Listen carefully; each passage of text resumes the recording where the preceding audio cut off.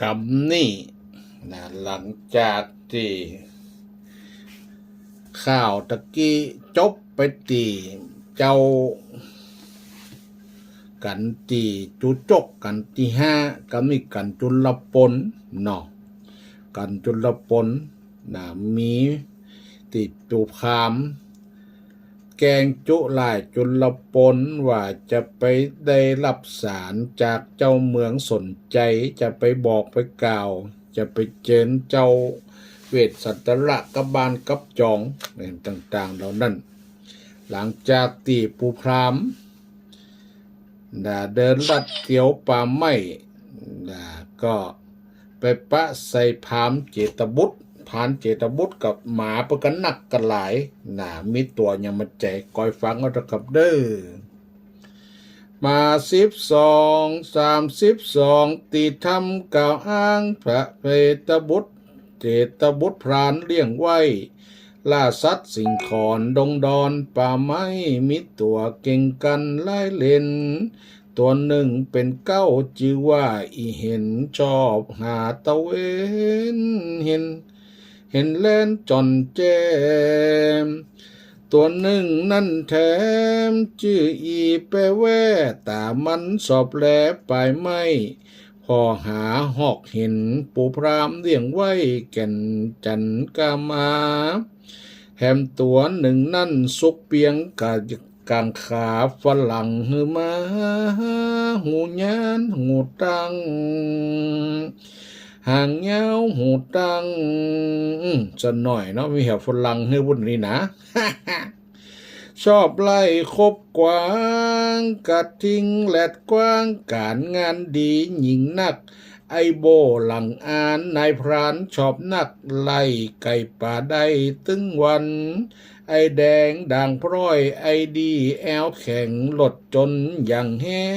งเกียมตายก่อนหน้าไอตุนคนยาวไอปิกห่างด้วนชอบกวนเตะขัวเหมือนยังอิมีชอบกินของตีเหลือข้างในถุงย่ำใดเหลือมาหอนลีขี้เหี้ยนยกมากังขาตึงตันกะญาเท่าขี้เหี้ยนแห้งอีดำอีแดงอีดาวดันโกงด้วยกันไปมาลุ่มมามีหลวงหลายปูพามตุ้มปูพรานตุ้มจำปอบ่ได้หลายเกินจุนละปนนั่นเจตบุตรสนเข้าป่าเดินดงปะฤาษีเจ้าชุตตะฤาษีจีบอกตั้งเจ้าในหิมมาปานดอกไม้ตะแบงหูกว้างปอสางแมดไม้สูงสนต้นมุงบนไม่สนไม่เกี้ยไม่ดูไม่ขนสูงมุมบนไม่แดงมากห่างปู่พรานดีใจจีบอกตั้งหน้าฤาษีจีไพรบอกตักว่าไปหุ่นเหนียราศีบอกตักเฮือปู่พรามเทาผมยาวหนวดยาวขาวมุ้ยปากแดงหัวขวานปาแดกปากแดงหัวขาวเขาดงป่ายาวหิมะวันใดกุมารระบันกันตีตานได้ตานสองกุมารลูกไทยปูปรามเดินหิวเลยยุดย่างไว้นอนตีนอนไตสาลาวันผูกเจ้ากุจักไปหาหือนางพญาออกจากบ้านละออกจากบ้านส่วนนางมัดสีนอนอยู่ในบ้านกับสองกุมารลูกไทยเมื่อคืนได้ฝันในธรรมบอกไว้ฝันให้กันการุนแรงฝันว่าใจนั่นเก่งกาเสียงแข่งนุ่งผ้าสีแดงมักกำมวยเก้าค วกเอาแก่นตานายงามหล่อเบาลากเข้าป่าไป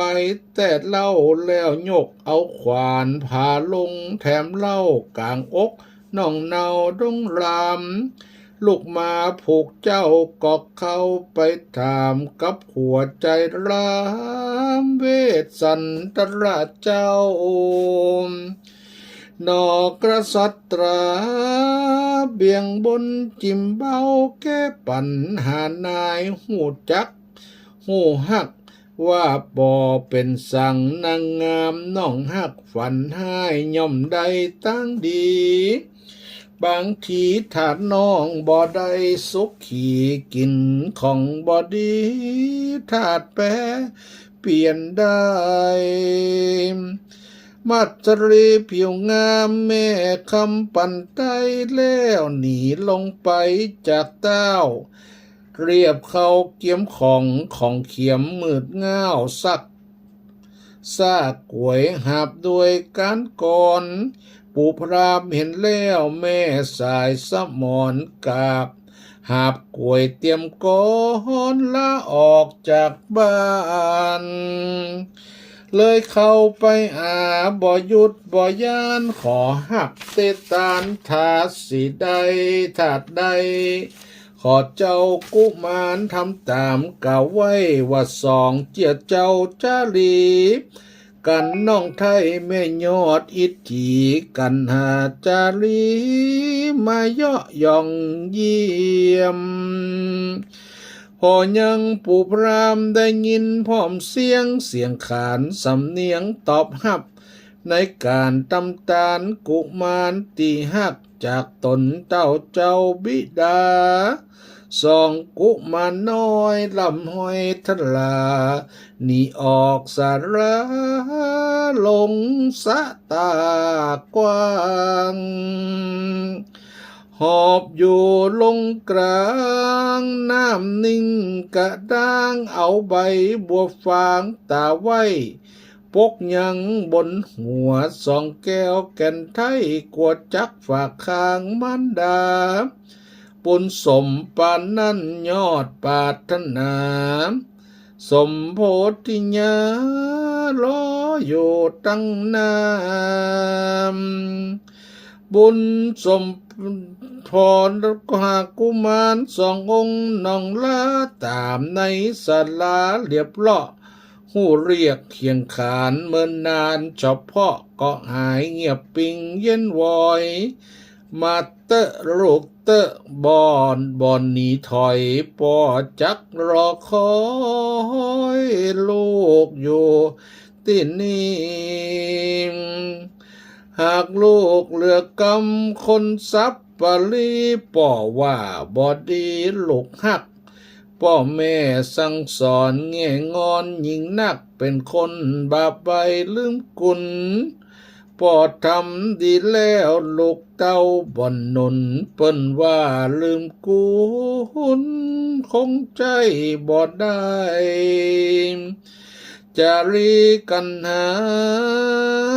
ห้องบ่เป็นให้ตีตันจันใจดวงหัดไทยปอพระเลยป่าเอานายน้องแก้วกำผ้าตันหาน้องลานั่งงามขึ้นหาปอไทยห้องให้อกตันหาองค์หาจอมองค์คำป่อพระนอเจ้าเข้าสู่ศาลาน้อมฮับปอเจ้าตามสมปันมีเตรียมกำตั้นเอากันโทษคงคาแม่น้ำหยาดลงปันเฮจีพรามเราพามได้แล้วก็ฮีพรีพรามเอามือนงรา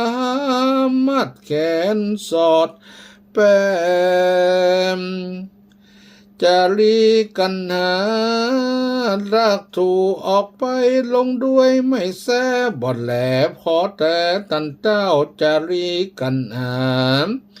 ห้องให้สะเศร้าหาพระแม่เจ้า